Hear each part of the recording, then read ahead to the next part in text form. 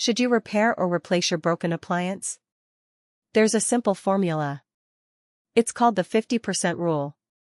If the repair costs more than 50% of a new appliance's price, replace it. Less than 50%, repair it. Example, compressor repair is $500, new fridge costs $1,000. That's 50%. If the fridge is 12 years old and the average lifespan is 10 to 15 years, replace it. Other parts will fail soon too.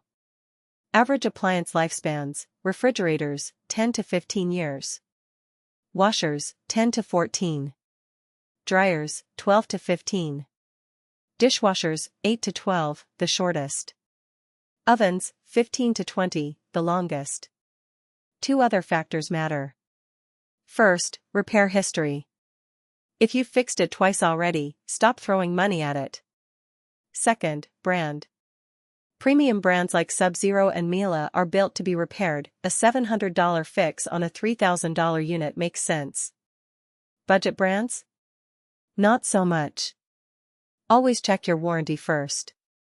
Some manufacturers extend warranties on known problem parts, like LG with their compressors.